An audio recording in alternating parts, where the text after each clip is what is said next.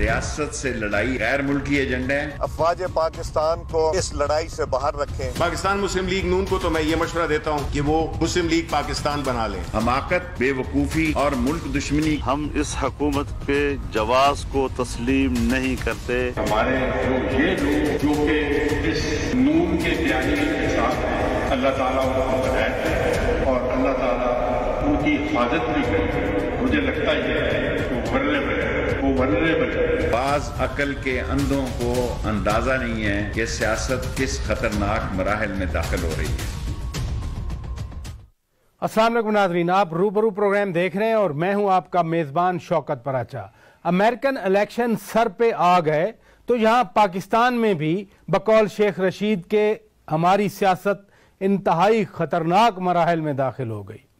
وزیر اعظم عمران خان نے جرمن جریدے کے ساتھ انٹرویو میں اپنی اور صدر ٹرمپ کی بہت ساری سملیرٹیز تو گنوا دیں کہ وہ بھی غیر روایتی سیاستدان، یہ بھی غیر روایتی سیاستدان، وہ بھی سوشل میڈیا کے ذریعے نوجوانوں کے لے آئے، یہ بھی سوشل میڈیا کے ذریعے نوجوانوں کے لے آئے. لیکن یہ علم نہیں ہے کہ اب پاکستان کیسے آگے بڑھے گا. سردار ایاز صادق تو اپنے موقف پر آج ڈٹ گئے. انہوں نے معذرت کرنے سے معذرت کر لی. انہوں نے کہا کہ میں نے ایسی بات ہی کیا کیا جس پر معذرت کروں. لیکن وزیر داخلہ اعجاز احمد شاہ نے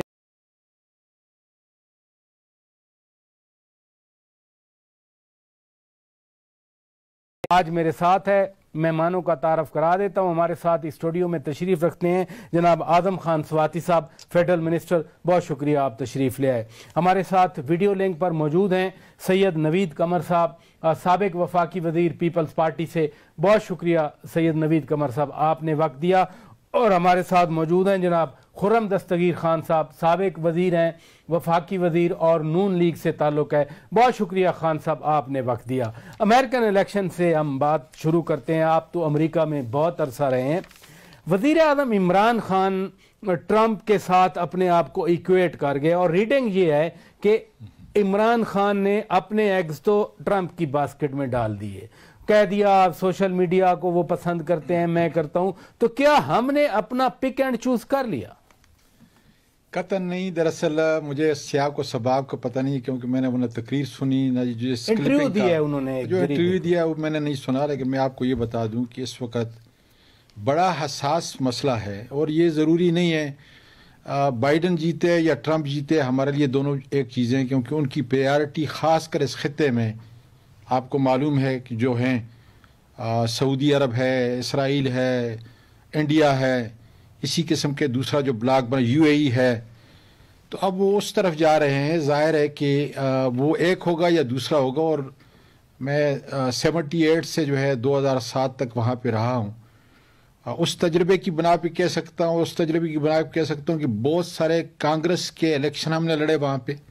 جی آپ رہے ہیں بڑا عرصہ. اور خاص کر جو ہے جو لوزیانہ کا بابی جنڈال کا الیکشن تھا، جو ہم نے کیتھلین بلینکو جو ہے اس کو ہم لے کے آئے، جس میں اس نے یہ کہا، بابی جنڈال جو انڈین تھا اور بڑا قابل انسان، پہلے کانگریس میں رہا تھا، میئر رہا تھا. اس نے ہیلتھ سیکٹر کے اندر جو ہے بڑی جو ہے کنٹریبیوشن کی تھی. اس کو ہرانا انتہائی مشکل تھا اور پوری انڈین لابی وہاں پہ پہنچائی تھی. اس سے غلطی سے ایک لفظ نکل گیا تھا. میں آپ کے ناظرین کو جو ہے یہ بتانا چاہتا ہوں 2004 کے اندر جب اس سے یہ پوچھا کہ آپ مسلمان ہو، کیونکہ شکل و صورت تو ہماری تقریباً ایک ہی ہے سب کانٹیننٹ میں جتنے بھی ہیں. تو اس نے کہا کہ I am not a Muslim, I am not a terrorist.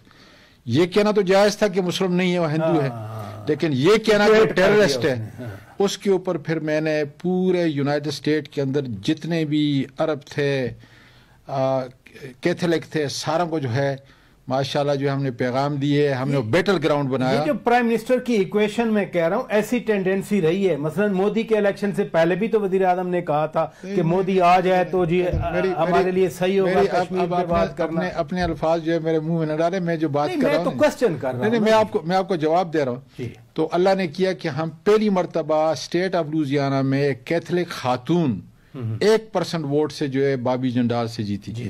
اسی تناظر میں اس وقت میں کہہ رہا ہوں، کیونکہ میری بیٹی کام کر رہی ہے، میرے بہت سارے دوست جو ہیں جو آپ کے پروگرام کو سن رہے ہیں وہاں پہ یہ کام کر رہے ہیں. اس وقت جو ہے جو سچویشن ہے میرا خیال ہے کہ کلیئر ہے کہ جو بائیڈن جو ہے وہ جیت رہا ہے. آپ مطلب وزیر اعظم ادھر ایکویٹ کر رہے ہیں لیکن آپ کے گراؤنڈ ریالٹی سمجھتے ہیں. گراؤنڈ ریالٹی کے بھی اور میں جو ہے جو فیڈ بیک مجھے وہاں سے آ رہی ہے اس بنا خدا نہ خواستہ یہ 3 دن کے اندر کوئی اچانک ایسا کوئی بڑا واقعہ پیش نہیں ہوتا. اس وقت صورت جو ہے وہ بڑی کلیئر ہے اور میں آپ کو سٹیٹ ٹو سٹیٹ جو ہے بتا سکتا ہوں. آپ نے زبردست بات کر دی, آپ کا پلڑا جو بائیڈن کی طرف آ گیا. خرم دستگیر خان صاحب, ہم تو پاکستان پر امپیکٹ کے حوالے سے بات کر رہے ہیں یو ایس الیکشن کی. ابھی اسی ہفتے American secretary of state mic Pompeo ادھر آئے اور ایسپر ادھر آئے جو ان کے سیکرٹری ڈیفنس ہیں. بھارت کے ساتھ انہوں نے بیکا کے انڈر جیو اسپیشل وہ معاہدہ کر دیا کہ اب وہ سیٹلائٹ کے ذریعے کہیں بھی بھارت دیکھ سکتا ہے, امریکن سیٹلائٹ کو یوز کر کے مانیٹرنگ کر سکتے ہیں. ٹرمپ کی ایڈمنسٹریشن میں اگر بھارت کی دفاعی صلاحیت اتنی بڑی ہے اور ہم کہہ رہے ہیں کہ ٹرمپ بھی سوشل میڈیا یوز کرتا ہے, ہم بھی آپ کیسے ریڈ کرتے ہیں؟ جی عمران خان صاحب نے وہ اپنی غلطی دہرائی ہے جو انہوں نے 9 اپریل 2019 کو نیو یارک ٹائمز کے انٹرویو میں دہرائی تھی, جس میں انہوں نے پہلے سے ایک اپنی جو خواہش تھی یا اپنا جو جھکاؤ تھا وہ ظاہر کر دیا.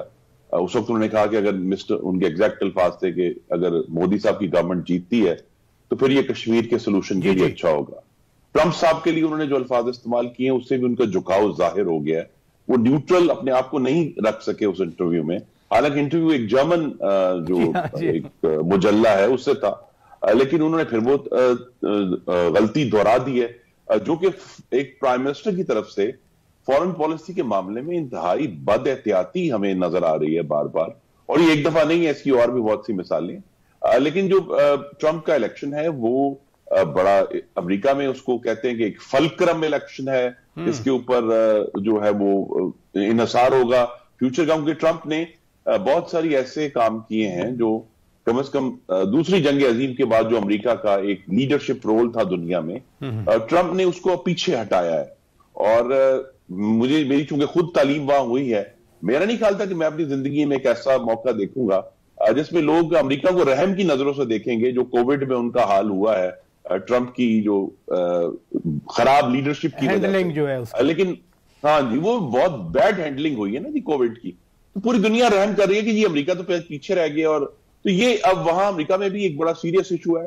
لیکن پاکستان کے معاملے میں مجھے بڑے دکھ سے کہنا پڑے گا کہ اگر جو بائیڈن جیتتے ہیں اور ایک موقع بنتا ہے کہ پاکستان اور امریکہ کے تعلقات کو اثر نو ہمیں استوار کرنا پڑے گا. It has to be rebuilt from scratch, کیونکہ 2011 سے لے کر اب 9 سال ہو گئے ہیں, یہ تعلقات ریکور نہیں کیے اسامہ بن لادن انسیڈنٹ سے, اور اس کے بعد جو لاہور میں ایک واقعہ ہوا جو کہ امریکی نے 2 پاکستانیوں کو قتل کر دیا تھا. وزیر اعظم عمران خان تو بیسٹ فرینڈ کہتے رہے, وہ کشمیر کی ثالثی کی بھی ان کے ساتھ بیٹھ کے ٹرمپ نے بات کی تھی کہ میں I am ready for meditation. جی دیکھیں نا, مجھے یہی ہمیں بہت سنجیدگی سے اس پر غور کرنا ہے کہ کیا یہ حکومت پاکستان کے خارجہ امور چلانے کے قابل نہیں ہے. یہ عمران خان صاحب کا امریکہ سے واپس آ کر یہ کہنا کہ مجھے یوں لگتا ہے کہ میں ایک دوسرا ورلڈ کپ جیت کر آیا ہوں, اور ٹھیک 10 دن بعد ہندوستان نے وہ کام کیا جو 73 سالوں میں اس کو کرنے کی ضرورت نہیں ہوئی تھی. اس نے مقبوضہ کشمیر پر اپنا تسلط جو ہے وہ قائم کر لیا آئینی طور پہ.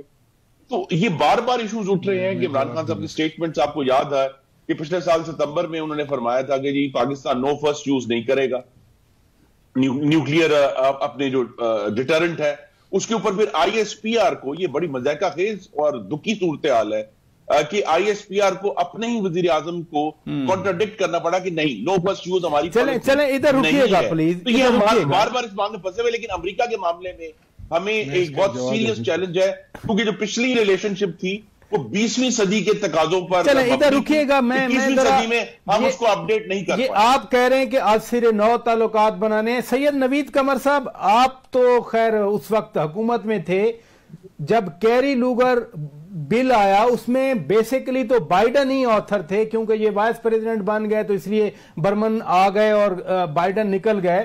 پاکستان کو اس میں $7.5 بلین کی امداد ملی، پیور گرانٹ تھی، وہ لون نہیں تھا جس میں ادھر بھی اعتراض ہوا اور کوئی $4.5 بلین تک آئی. تو آج اگر ہم اپنا جھکاؤ ٹرمپ کی طرف کرتے ہیں تو بائیڈن تو پروون فرینڈ آف پاکستان رہا ہے. دیکھیں پہلی چیز تو یہ کہ جس منصب کی ہم بات کر رہے ہیں اس پہ بیٹھے ہوئے ہمیں کوئی جھکاؤ نہیں ہونا چاہیے. یہ ایون اگر ہم دیکھ رہے ہیں کہ جو بائیڈن کلیئرلی جیت رہا ہے اور ہسٹوریکلی جو بائیڈن پاکستان کا دوست، جمہوریت کا دوست رہا ہے، تو اس حساب سے بھی ہمیں اس سٹیج پہ اسٹیٹسمین شپ دکھانی چاہیے اور ہمیں کسی بھی باہر کے ملک کی جو الیکٹرل پالیٹکس ہے اس پہ اپنا ویو اس طرح سے نہیں دینا چاہیے. ایک دفعہ ہم مار کھا چکے ہیں اس پہ، پھر دوسری دفعہ ایسی بات ہم کر رہے ہیں. دیکھیں ٹرمپ کی جو پرسنالٹی ہے آپ کو بھی پتا ہے کہ وہ کس طرح سے ہے. اس نے آتے ہی اینٹی مسلم ایک ریٹرک شروع کیا، اینٹی امیگرنٹ ریٹرک اس نے شروع کیا. اس کے بعد اس نے اوور آل دنیا میں جو ہے پاکستان پہ بھی ایک 1 جنوری کی صبح ایک ٹویٹ کیا تھا، وہ بھی میں نے کہا آپ کو یاد کروا دوں. جی بالکل. تو بس اب مودی سے بھی اس کا جو ہے وہ سمجھتا ہے کہ میرا پرسنل ریلیشن شپ ہے.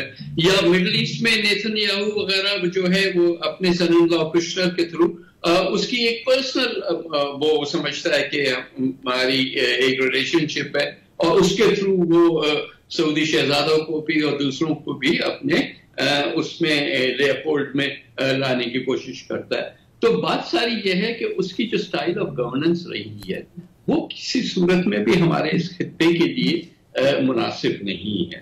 ہاں یہ ضرور ہے کہ ایک پوائنٹ پہ وہ ضرور انسسٹ کرتا رہا ہے کہ ارلی ودرال فرام افغانستان، اور اس کے لیے وہ اس نے طالبان سے بھی جو مذاکرات میں ایک اپنا رول، اس کی وجہ سے اس نے پاکستان سے بھی اپنی حالات اس ٹویٹ کے باوجود ٹھیک کرنے کی کوشش کی. وہ یہ تھا کہ پاکستان کی ضرورت پڑی اس کو وہ ڈائلاگ کرنے میں. تو وہ ہے کہ اگر امریکن وڈرال ہو جاتا ہے اور ایک سٹیبل طریقے سے ہو جاتا ہے تو پاکستان کو شاید آگے جا کے فائدہ بھی ہو. لیکن آن بیلنس جو ہے وہ ہم اتنی ماں کھا چکے ہیں کہ ہمیں پھر یہ ان ساری چیزوں میں احتیاط کرنی چاہیے. ادھر رکیے گا، میں ناظرین بریک لیتا ہوں. بریک کے بعد جب واپس آئیں گے، آج لاہور میں بینر بھی لگے، آج لاہور میں پنجاب کے دل لاہور میں غداری کے پوسٹر بھی لگے. تو مودی تو خوش ہوگا کہ پاکستان اپوزیشن عمران خان کو کہتی رہی مودی کا یار ہے، اب پی ٹی آئی اپوزیشن کو کہہ رہی ہے. مودی کو تو بڑا خوش ہونا چاہیے. اب اس کو پریشانی یہ ہونی چاہیے کہ کس کو پک کرے، کس کو وہ ریجیکٹ کرے. ہمیں بحیثیت پاکستانی یہ سوچنا ہے. بریک کے بعد جب واپس آئیں گے تو ہم اس پہ بات کریں گے. Stay with us. پاکستان کے دشمن بگلے بجا رہے ہیں، شادیانے بجا رہے ہیں یا صادق بیان پر. میں اپنے موقف پہ کھڑا ہوں. میں نے تو غلط بات کی نہیں. آپ معذرت کریں گے یا صاحب؟ میں نے بات ہی کوئی ایسی نہیں کی. میرے پاس بے شمار راز ہیں. اپنی فوج کے خلاف بات کرتا ہے، اس کو بارڈر کا راستہ کرتا ہے، وہ امرتسر جا رہے ہیں. قیامت کی علامت ہے کہ مسلم لیگی غدار ٹھہرے ہیں آج. ناظرین یہ چند باتیں ہم آپ کے سامنے ہم نے رکھی کہ کس طرح سے غداری کی باتیں کی جا رہی ہیں. سواتی صاحب، اعجاز شاہ صاحب آج کہہ رہے تھے کہ آرٹیکل 6 کے تحت کارروائی کرنے کے لیے درخواستیں آئی ہیں، وہ قانونی ماہرین کو دے دی گئی ہیں. شبلی فراز صاحب کہتے ہیں کہ بھرپور حساب لیا جائے گا. ایاز صادق کہتے ہیں کہ میں نے کوئی غلطی نہیں کی، بینر ادھر لگ گئے. یہ یقیناً خوش نہیں ہوگا مودی کے پورا پاکستان غدار ہے. آدھا ادھر والا کہتا ہے کہ بھارت کے دوست ہیں، آدھا ادھر والا کہتا ہے کہ آپ بھارت کے دوست ہیں. پہلے تو میں اپنے دوستوں کو جواب جو ہے خاص کر انٹرنیشنل کانٹیکس کے اندر جو ہے فارن پالیسی کے اوپر دوں گا. خدا تعالیٰ کا شکر ہے انہوں نے 30 سال جو ہے حکومت کی تقریباً، اور 30 سال میں پاکستان کی خارجہ پالیسی ساروں نے دیکھا کہ بیکاری کی حیثیت سے ہم دوسروں کے تابع رہے ہیں، ہم دوسروں کے کاسے اٹھاتے رہے ہیں. آج اللہ کا شکر ہے کہ کم از کم ایک لیڈر ہے کہ جو دنیا کو اپنی آواز جو ہے سنا رہا ہے. کوئی سنتا ہے یا نہیں یہ اور بات ہے، لیکن دنیا کو وہ اپنے غیرت اور ایمان کی آواز جو ہے سنا رہا ہے. اسلاموفوبیا کے میں جو رول اس نے ادا کیا ہے، میں یہ سمجھتا ہوں کہ ایک تاریخ ہے، اور یہ تاریخ مرتب کر دی ہے. کشمیر کے حساب سے اس نے کھڑے ہوکر جن حالات کا جو ہے تذکرہ پوری دنیا کو کیا، لیڈرشپ کو کیا ہے، یہ بھی آج ایک تاریخ لکھی جا چکی ہے، اور آنے والا مورخ جو ہے انشاءاللہ تعالی آج کا مورخ لکھ رہا ہے اور آنے والے جو ہے اس کو پڑھیں گے کہ کتنا بڑا جو ہے انہوں نے جو ہے یہ قدم، اور انشاءاللہ تعالی اس کے بڑے مثبت اثرات اس خطے کے اندر اور پاکستان کے تناظر کے اندر جو ہے ہوں گے. سن لیں آپ جی. اب میں آتا ہوں آپ کی دوسری بات کے اوپر. وہ بات یہ ہے کہ دیکھیں ریاست کے خلاف، دفاعی اداروں کے خلاف نام لے کر، اور کون کر رہا ہے؟ 3 دفعہ ملک کا وزیر اعظم اب ملک سے بھاگا ہوا، اور اس کے بعد ایاز صادق. میں مطلب ہے کہ جب میں نے سنا میں یقین نہیں کر سکتا تھا کہ وہ کوئی ایسی بات کر سکتے ہیں کہ جس سے ہماری ملک کے اندر تذلیل ہوگی.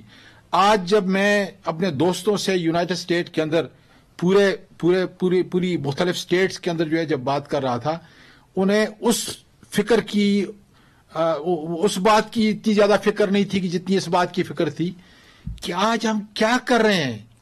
کیا ہم ایاز صادق تو کہتے ہیں کہ میرے پاس بہت سارے راز ہیں، میں بطور اسپیکر سیکیورٹی کمیٹی کے اجلاس میں بیٹھتا ہوں. باقاعدہ طور میرا یہ خیال ہے کہ ان کو باقاعدہ طور پہ جو راز ہیں وہ اب افشا کرنے چاہیے، اس لیے کہ اب کچھ رہا نہیں ہے، اس لیے کہ اب جنگ جو ہے ان کی ریاست کے خلاف ہو رہی ہے. اب جنگ جو ہے وہ سیاست کی نہیں رہی، اب جنگ جو ہے وہ دفاعی اداروں کے خلاف ہے. اور جس کی ہم مکمل طور پہ مذمت کرتے ہیں، اس لیے اس ریاست سے انہیں دفاعی اداروں سے ہماری پہچان ہے. اگر یہ نہیں ہے تو ہم کچھ بھی نہیں ہے. چلیں نقطہ آ گیا.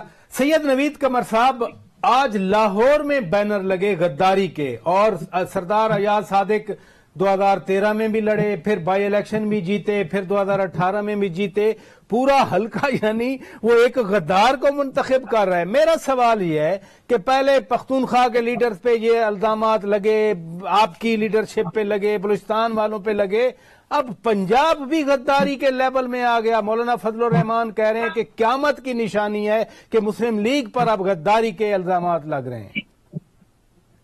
بسم اللہ الرحمن الرحیم. میرے خیال ہے 3 چیزوں پہ میں تھوڑا سا کامنٹ کروں گا. پہلے تو ہمارے دوست نے جو یہ بات کہی کہ پہلی دفعہ ایسا لیڈر آیا ہے کہ دنیا میں ہم سر اٹھا کے چل رہے ہیں. اس لیڈر نے دنیا میں جتنا کشکول پھیلایا ہے، اور ملک دنیا کا کون سا رہ گیا ہے جس سے ہم نے بھیک نہیں مانگی یا ہم نے قرضہ نہیں لیا. خدا کا واسطہ ہے ریئلٹیز پہ بات کریں. 1 سال کی آپ کو صرف IMF نے بریدنگ سپیس دی ہے کووڈ کی وجہ سے، تو آپ سمجھ رہے ہیں کہ سب ٹھیک ہو گیا ہے. بھائی جتنا قرضہ آپ نے 2 سال میں چڑھایا ہے وہ تو پچھلے 5 سال سے بھی زیادہ ہے، اور آگے جا کے کیا ہوگا. So please don't talk about it کہ ہم دنیا میں سر اٹھا کے چلنے والے ہیں. ہم نے پھر یہی کشکول لے کے باہر نکلنا ہے. دوسری بات یہ جو ایاز شاہ صاحب نے ماشاءاللہ بہت اچھی بات کہی ہے کہ آرٹیکل 6 پہ ہم غور کر رہے ہیں. کھولے تو صحیح ہے چیپٹر. ہم تو انتظار کر رہے ہیں کہ وہ کھولیں گے کہ آرٹیکل 6 لگتا ہے ایاز صادق کے اوپر، تو پھر پیچھے یہ بھی کہانی ہوگی نا کہ اور کس کس پہ لگتا ہے. پاکستان کے آئین کو کس کس نے توڑا، پاکستان کو نقصان کس کس نے پہنچایا. جہاں سے بھی شروع کریں، جس نے بھی کیا ہے، تو پہلے تو وہ پردہ نشینوں کو سامنے لائیں نا. یہ کیا بات ہے کہ جو سیاستدان ہے وہ تو اس کے اوپر تو ہر قسم کا اٹیک جو ہے اس کی کھلی چھٹی ہے. وہ بلکہ تو آپ بازاروں میں اس کو جو ہے اس کی تذلیل کریں گے، اس کے تصویریں لگائیں گے. لیکن کہیں اور اگر ہم بات کریں تو وہ نیشنل سیکیورٹی کا ایشو بن جاتا ہے. اس طرح سے نہیں ہوگا. دیکھیں بات کرنی ہے تو پھر ٹیبل پہ آ کے کریں، پھر آ کے یہ کریں کہ کون اس میں گلٹی ہے اور نہیں. ایاز صادق صاحب کی جو بات ہے، آئی ڈونٹ نو کہ انہوں نے کس کانٹیکسٹ میں کیا بات کہی ہے. وہ بہت محتاط انسان ہے، میں اس کو اچھی طرح سے جانتا ہوں. تو یہ سارا جو ایک ہوا کھڑا ہو گیا ہے اور اس کو پھر ایکسپلائٹ کیا جا رہا ہے پولیٹیکل ریزنز کی وجہ سے. میرا خیال ہے یہ بند کرتے ہیں. یہ پاکستان کے انٹرسٹ پہ یہ بھی نہیں ہے. اگر آپ جس طرح سے کہہ رہے ہیں کہ ہم اسٹیٹ انٹرسٹ، دیکھیں جو نواز شریف صاحب کی بات ہے، اگر کانٹیکسٹ یہ ہے کہ فوج کو سیاست میں نہیں ہونا چاہیے تو وہ مکمل درست بات. باقی اگر ہماری سیکیورٹی کا ایشو کوئی ہے تو ظاہر ہے کہ اس پہ ہمیں بہت محتاط رہنا چاہیے. ادھر رکیے گا پلیز. خرم دستگیر خان صاحب، 2 باتوں پہ رد عمل چاہیے. ایک تو اعجاز شاہ صاحب کہہ رہے تھے کہ جو نون لیگ کے بیانی کے ساتھ ہے ان کو خطرہ ہے، دے آر ولنریبل، اور اللہ تعالیٰ ان کی حفاظت کرے. اور پھر شبلی فراز صاحب نے کہہ دیا کہ نون لیگ کا جو بیانیہ لندن والا ہے اس کو چھوڑ کر آپ پاکستان مسلم لیگ پاکستان بنائیں جیسے ایم کے ایم پاکستان بنی ہوئی ہے. جی محترم وزیر داخلہ کا یہ ریکارڈ آج نہیں بنا. میں یاد کرا دوں کہ محترمہ بینظیر بھٹو نے انہیں کارساز جو حملہ ہوا تھا اس پہ بھی ذمہ دار ٹھہرایا تھا، ان کا نام باقاعدہ لیا گیا تھا. اور جو یہ آج پہلی دفعہ انہوں نے یہ بات نہیں کی، چند دن پہلے بھی انہوں نے اسی پیرائے میں مسلم لیگ نون کو یہ دھمکی دی تھی. اور یہ وہ دھمکی ہے، میں آپ کے ناظرین کو یاد کرا دوں، جو پرویز مشرف نے بینظیر بھٹو کو دی تھی جب وہ واپس آئیں اکتوبر 2007. تو یہ دھمکیاں تو ریاست کی طرف سے دھمکیاں، اور جو ہے ایاز صادق کو بلور خاندان سے ایکویٹ کرنا کہ جب آپ ایسی باتیں کریں گے تو آپ پہ حملے تو ہوں گے. بھئی کون یہ کس قسم کی ڈیموکریسی ہے جس کے اندر وزیر داخلہ جو ہیں وہ کھلم کھلا دھمکیاں دے رہے ہیں کہ لوگ قتل ہو جائیں گے. آپ میری گزارش آپ دوبارہ چلا دیں تاکہ آپ کے ناظرین نے سن سکیں. انہوں نے بولا کیا؟ انہوں نے یہ کہا ہے کہ جی بشیر بلور کے خاندان کو ختم کر دیا طالبان نے کیونکہ وہ ایسی بات کرتے تھے، لہذا مسلم لیگ نون بھی اسی خطرے کا شکار ہے. سینیٹر زاہد خان نے تو ریاست سے وضاحت مانگی ہے اسی بات پہ. سینیٹر زاہد خان نے ریاست سے وضاحت مانگی ہے. اگر مجھے آپ اجازت دے دیں میں مکمل کر لوں پھر آپ سوال پوچھ لیں. اس کا یہ ہے کہ آپ کے ناظرین کو یہ معلوم ہونا چاہیے کہ نریندر مودی کے سامنے دو جملے تھے، ایک ایاز صادق کا اور ایک فواد چودھری کا، وزیر سائنس اینڈ ٹیکنالوجی کا.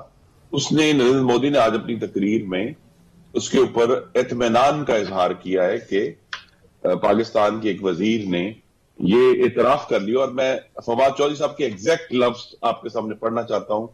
پلوامہ میں جو ہماری کامیابی ہے وہ عمران خان کی قیادت میں اس قوم کی کامیابی ہے. اب وہ لاکھ کہیں کہ ان کی زبان پھسل گئی، لیکن یہ ایک فیول چلا گیا ہے دوسروں کے پاس، وہ اس کو استعمال کریں گے. ویسے دفتر خارجہ نے اس پہ جو مودی نے بات کی ہے اس کو مسترد بھی کیا ہے اور بیان بھی پاکستان کا پرسپیکٹو. لیکن جناب راجہ صاحب، اس ملک میں چونکہ باقی فیکٹریاں بند ہو گئی ہیں، پاکستانی بے روزگار ہو گئے ہیں، صرف ایک فیکٹری کھلی ہے اور وہ ہے غداری کی فیکٹری کہ جی اس کو غدار قرار دے دو. یہ ایک بہت ہی خطرناک اور قابل مذمت عمل ہے کہ ایک ایسی بات جو پارلیمان میں کی گئی اس کا جواب پارلیمان سے آنا چاہیے. اور میں اس کو بار بار سوال کروں گا کہ یہ کہہ دینا، وزیر خارجہ کے بارے میں یہ بات کرنا کہ ان کی ٹانگیں کانپ رہی تھی، ان کو پسینہ آ رہا تھا، نیشنل سیکیورٹی کس طرح بریچ ہو گئی. میں اس میٹنگ میں موجود تھا، لہذا میں اس کے مندرجات میں کوئی بحث نہیں کر رہا کہ یہ بات صحیح تھی کہ غلط تھی. لیکن اگر ایاز صاحب نے ایک بات کر دی تو یہ ایکسپلین کرے نا کہ نیشنل سیکیورٹی کس طرح متاثر ہوئی ہے. اور کیا نیشنل سیکیورٹی جو ہے وہ فواد چودھری صاحب کے بیان سے زیادہ متاثر نہیں ہوئی؟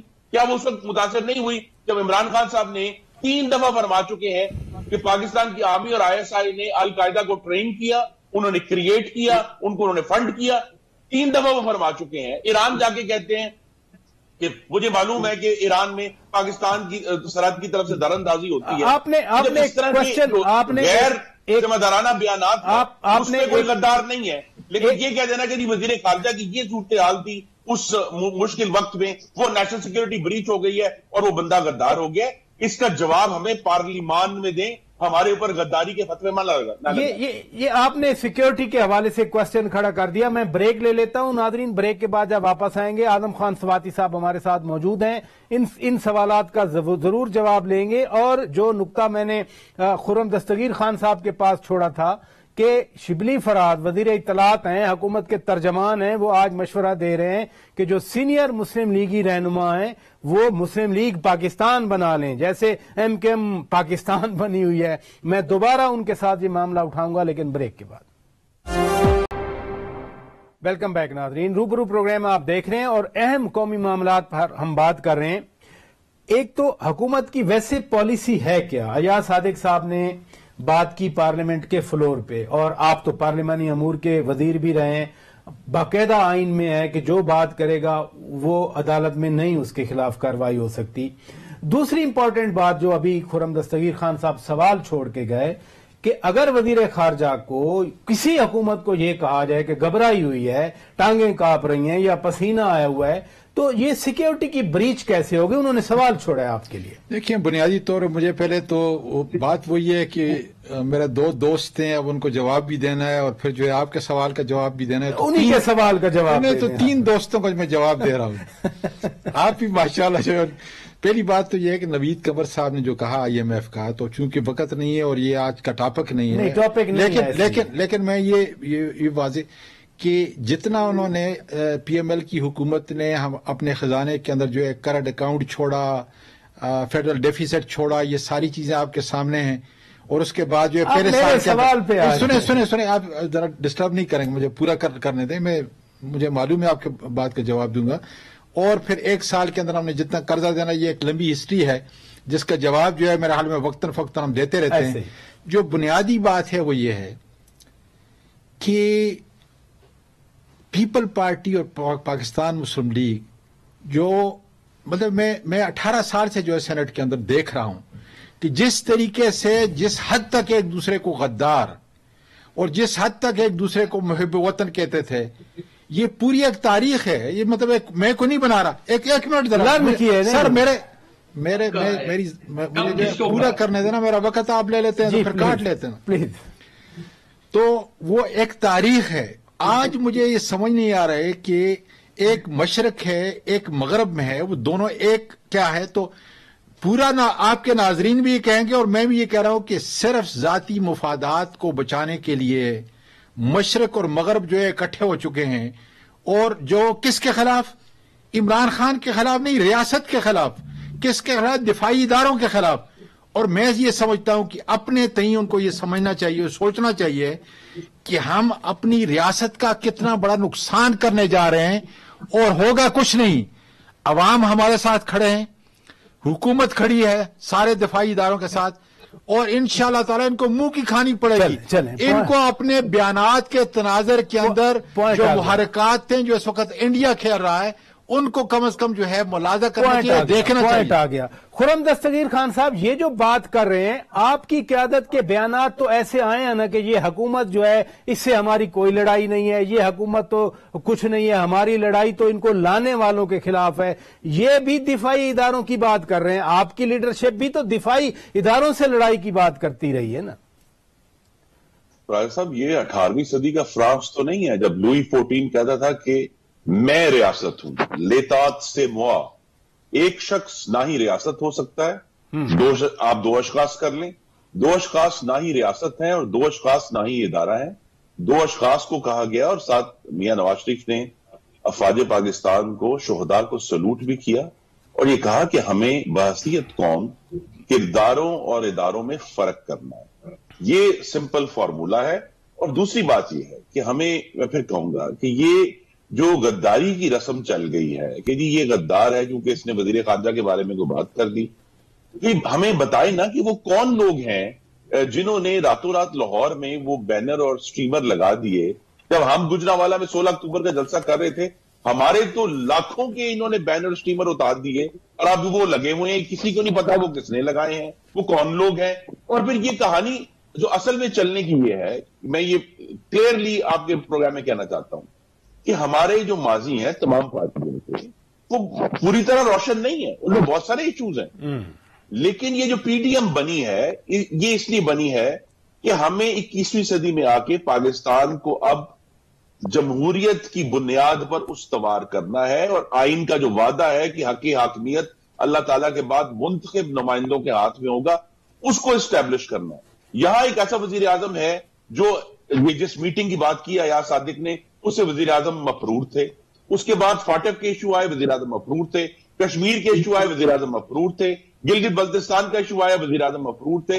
اور وہ تمام جو ذمہ داری وزیر اعظم کی تھی وہ عسکری اداروں کو سونپ کر جو ہے نہ صرف ان کو سیاست میں گھسیٹا گیا ہے، بلکہ اب اس طرح کے ایشوز ریز ہو گئے ہیں کہ جی ہمیں نہیں معلوم کہ یہ بینر پوسٹر کون لگا رہا ہے، یہ حکومت لگا رہی ہے، یہ کون لوگ ہیں. اور غداری کی بات کرنا، اس لیے ہمیں بات سوچنی پڑے گی. داخلہ جو ہے اگر وہ دھمکیاں دے رہے ہیں تو کیا وہ اپنے حلف سے پاسداری کر رہے ہیں؟ وہ پاسداری نہیں کر رہے. اور جس طرح میں نے کہا عمران خان کے 3 کلیئر بیان ہیں بطور وزیر اعظم، جس میں انہوں نے کہا ہے جی کہ پاکستان آرمی اور ISI نے القاعدہ کو اور ان گروپس کو ٹرین کیا ہے، تو ان کے اوپر نہیں آرٹیکل 6 لگنا چاہیے؟ چلیں ادھر رکیے گا، پوائنٹ آ گیا۔ سید نوید قمر صاحب، شیخ رشید بھی انتباہ کر رہے تھے کہ ان کو معلوم نہیں ہے کہ سیاست کتنے خطرناک مراحل میں داخل ہو گئی ہے۔ ویسے جو سچویشن نظر آتی ہے، جو سینیریو بنا ہوا ہے، فکر تو سب کو یہی ہوتی ہے کہ یہ کیا ہو رہا ہے، کیا واقعی کو خطرناک مرحلہ آ گیا ہے؟ دیکھیں، مرحلہ تو ضرور ایک آیا ہے جو کہ پرانا جو سٹیٹس کو ہے، جو حالات تھے جس میں سب ٹھیک ہے کہا جا رہا تھا کہ یہ جتنی بھی مس گورننس کر لیں، جتنی بھی اکانومی کا بیڑا غرق کریں، مہنگائی کریں، بے روزگاری کریں، یہ کریں، کوئی پوچھنے والا نہیں ہے، کیونکہ یہ ان کی جو ہے فاؤنڈیشن پیچھے سے مضبوط ہے۔ اب وہ جو چیز ہے وہ ہل چکی ہے۔ ہاں یہ ضرور ہے، لیکن شیخ رشید کے ان دھمکیوں سے یا فار دیٹ میٹر وزیر داخلہ کی دھمکیوں سے اب ڈرنے سے بات کہیں آگے نکل چکی ہے۔ ٹائم آ گیا ہے کہ وہ دیکھیں کہ ایکچولی اس ملک کے بہتر کیا ہے، اور یہ میں سب کے لیے کہہ رہا ہوں انکلوڈنگ دا پرائم منسٹر کہ اگر آپ نے آئین سے پاسداری نہیں کرنی تو پھر آپ کو حق ہی نہیں ہے اس کرسی پہ بیٹھنے کا اور اس ملک پہ چلنے کا۔ ہم چاہ رہے ہیں کہ چیزوں کو دوبارہ سے جو پٹری پہ لائیں۔ یہ 50s اور 60s میں ہوتا تھا غدار، اس کے بعد ہم کافی آگے بڑھے، اور یہ غداری کے جو خاص کر اس پاکستان کے الگ ہونے کے بعد ہم نے تھوڑا سا سبق سیکھا اور ہم نے غدار ایک دوسرے کو کہنا چھوڑ دیا۔ اب نئے سرے سے ہم نے وہ فائلیں کھولی ہیں اور وہ چیپٹرز کھولے ہیں، اور جس کی بات بھی ہمیں پسند نہیں آتی ہم اس کو غدار کہہ دیتے ہیں۔ یہ سرٹیفکیٹ دینے کا کسی کے پاس نہ اختیار ہے، نہ حق ہے، نہ کوئی قانون ہے۔ بہت شکریہ۔ غداری والی باتیں چھوڑ دیں اور آئیں اور بیٹھ کے دیکھیں کہ ملک کے لیے بہتر کیا۔ بہت شکریہ سید نوید قمر صاحب، آپ نے وقت نکالا، خرم دستگیر خان صاحب آپ نے وقت نکالا، سواتی صاحب آپ تشریف لے آئے۔ ناظرین، مجھے جو کنسرن ہے اس ساری صورتحال میں کہ اب انڈیا ہمارا ایجنڈا سیٹ کر رہا ہے کہ جو وہ چاہتے ہیں ایک چھوٹی سی بات کر دیتے ہیں، ہم ادھر آپس میں لڑے رہتے ہیں۔ ایک بیان ادھر سے آیا، ایک بیان اپوزیشن سے، ایک بیان حکومت سے۔ اب وہ میں پھر کہوں گا کہ نریندر مودی بڑا ریلیکسڈ بیک بیٹھا ہوگا کہ اب تو سارا پاکستان ہمارا ایجنٹ بن گیا۔ اپوزیشن حکومت کو ایجنٹ کہہ رہی ہے، حکومت اپوزیشن کو ایجنٹ کر رہی ہے۔ ہمیں کم از کم بطور قوم سوچنا چاہیے۔ ایک وقت تھا کہ بھارت کی سیاست میں پاکستان ایک فیکٹر ہوتا تھا اور پاکستان کی سیاست میں بھارت فیکٹر نہیں ہوتا تھا، لیکن اب کیا واقعی ریورس ہو گیا رول؟ یہ سب کو سوچنا چاہیے۔ اپنے میزبان شوکت پراچا کو اجازت دیجیے، خدا حافظ۔